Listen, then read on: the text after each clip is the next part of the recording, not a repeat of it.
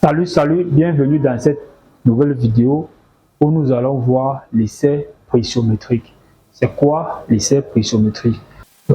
L'essai pressiométrique, il faut connaître que ça a été mis sur pied par un ingénieur civil, n'est-ce pas, spécialisé dans les ponts et chaussées, au nom de Louis Ménard. Et Louis Ménard, il a mis cette méthode-là sur pied dans les années 1950. D'après la littérature, d'autres parlent de 1954. Donc on va dire vers les années 1950. Donc il a donc mis sur pied donc, cette méthode d'essai pressiométrique qui permet, comme l'essai au pénétromètre, d'analyser, caractériser le sol. Donc cet essai-là, qu'il a mis sur pied en 1954, a pour but de déterminer la pression limite. C'est pour connaître exactement à quel niveau est-ce qu'il y a rupture lorsque le sol est sollicité.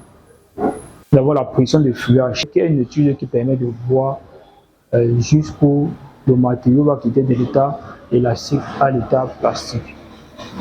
Et enfin nous avons le module pressiométrique. Le module pressiométrique, lui, il permet d'évaluer la compressivité des couches traversées lors du sondage et aussi d'évaluer les tassements des différentes couches.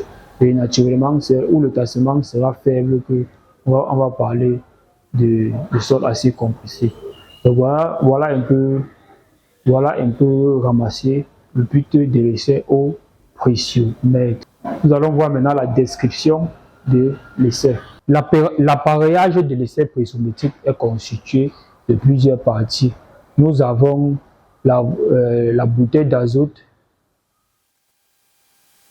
nous avons le contrôleur pression-volume, nous avons le tube AO, nous avons l'appareil d'enregistrement, la sonde, nous avons la sonde tricellulaire parce qu'elle est divisée en 3 cellules indépendantes.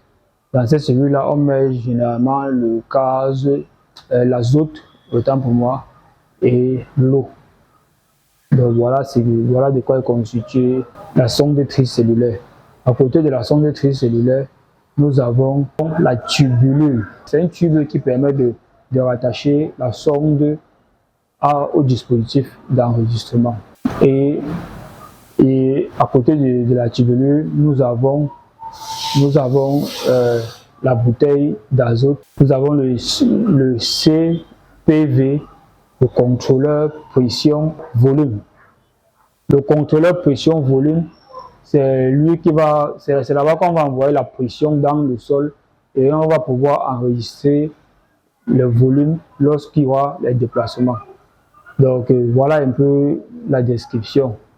Maintenant, le mode opératoire. Nous allons dire que initialement il faut d'abord faire l'étalonnage. L'étalonnage de l'appareil, il faut d'abord faire l'étalonnage de l'appareil. Donc là, ça consiste à connaître la résistance limite de la sonde. C'est-à-dire qu'à partir de quel niveau on doit arrêter l'essai. Donc il faut d'abord faire un étalonnage de la sonde tricellulaire. Après avoir fait l'étalonnage de la sonde tricellulaire, on va maintenant préparer un trou.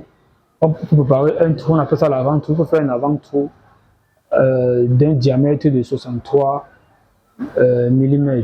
Donc, si peut-être vous voulez faire RO plus 4, vous pouvez aller à 15 mètres, 20 mètres, 25 mètres. Ça dépend de l'envergure du projet. On prend la sonde maintenant, on met dans le trou. On envoie la pression, on applique une pression et lorsqu'on applique la pression, on regarde après 15 secondes, 30 secondes et 60 secondes le volume d'eau injecté. Donc on fait la même chose à chaque fois, P1, P2, P3, P4, P5, P5, suivant un pas de 0,25. Donc on peut mettre une pression de 0,5 et puis à 15 secondes, on regarde le volume d'eau injecté, c'est combien. À 30 secondes, c'est combien. Et à 60 secondes, c'est combien. Donc c'est ce résultat là maintenant, on va mettre sur un fichier Excel pour pouvoir interpréter, analyser les courbes, les éléments qu'on a dit, pression limite, la pression de feuillage, le module de Ménard. Donc voilà un peu ce qu'on peut dire pour ce qui est de cet essai. C'est comme ça que ça procède. Et il faut aussi noter que la sonde que vous voyez là, lorsqu'on envoie la pression, là, ça gonfle. Ok, en fonction de la pression envoyée, ça gonfle. Et quand ça gonfle là, ça envoie une pression sur les parois de l'avant-trou. Ça envoie une pression sur les parois de l'avant-trou. Quand ça envoie une pression sur les parois de l'avant-trou, ça nous permet de caractériser les sols qu'on traverse. Vous êtes d'accord avec moi que si on envoie une pression forte, et si on envoie une petite pression et que on observe par exemple un grand déplacement, ok, c'est pour dire que le matériau n'est pas bon. Mais maintenant, si on envoie la pression et puis le déplacement devient de plus en plus faible, c'est pour dire que là, nous sommes en train de tendre vers un sol qui est assez solide. Et c'est ce qu'on recherche. C'est parmi cette étude-là qu'on réussit à avoir, par exemple, les pressions limites. Parce que lorsque tu envoies une pression dite forte et puis tu vois, le volume n'est pas vraiment ça. Ok, il n'y a pas vraiment un rapport entre, là on peut parler de pression limite, c'est pour dire qu'à partir de là, le sol est assez bon. Et c'est un peu comme ça qu'on essaie de réfléchir lorsque on veut caractériser le sol. Si vous avez rendu compte, par exemple, qu'en profondeur, un premier mètre, lorsqu'on envoie une pression P1, le déplacement sera important. Normalement, lorsqu'on aura le volume d'eau injecté, vous allez voir, ça sera important. Donc, lorsqu'on envoie l'eau, plus la pression est forte, plus vous allez voir que le volume d'eau injecté est grand.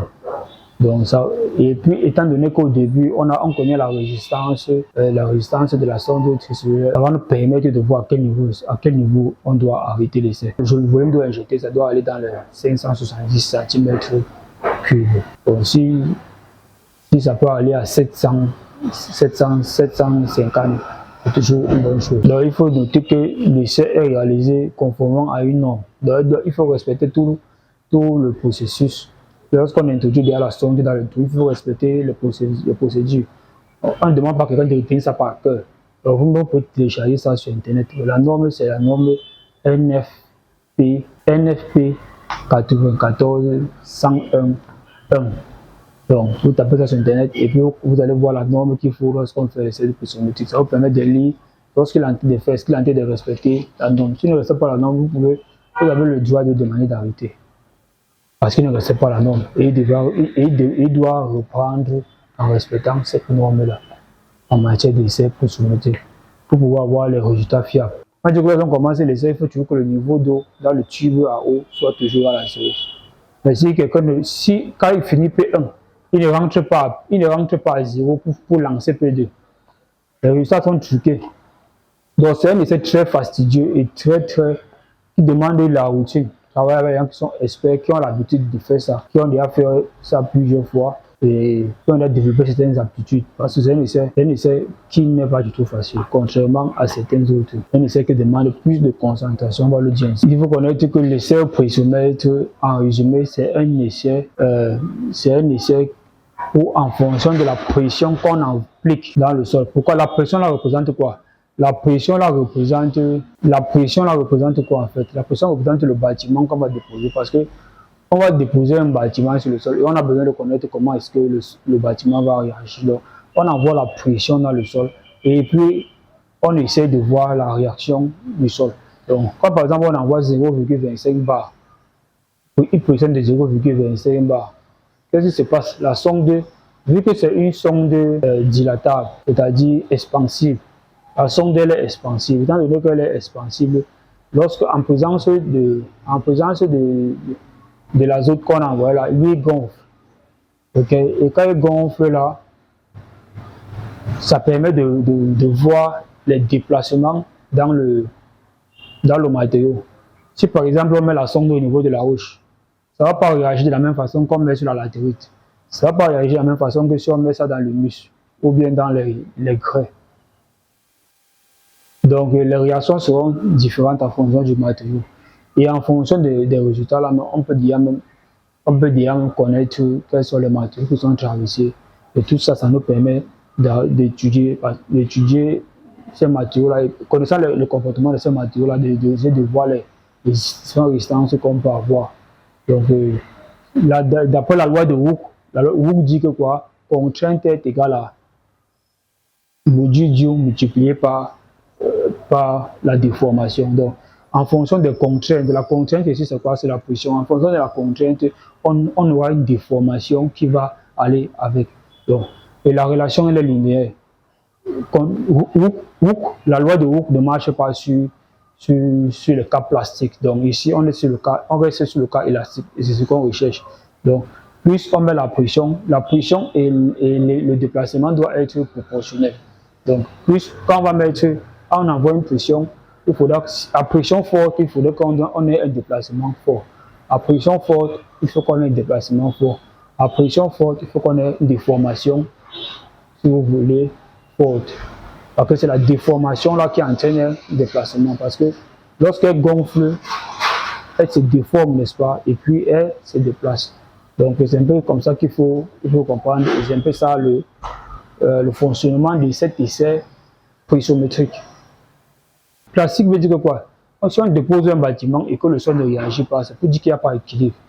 Et ça renvoie à l'affaissement du bâtiment. Donc, peu importe, même si on n'a pas encore atteint la résistance limite, de la sonde, si la pression et la déformation ont cessé d'être proportionnelles, alors il faut arrêter purement et simplement l'essai. Mon nom est donc Mekoncho Eman. Je suis ingénieur de conception et également je suis à la tête d'une entreprise de bâtiment dans la ville de Douala et Yaoundé depuis juillet 2017. Si vous avez des questions, n'oubliez pas de nous poser en commentaire au sujet de cet essai au pressiomètre. On se voit dans une toute nouvelle vidéo. Dieu bénisse les bâtisseurs.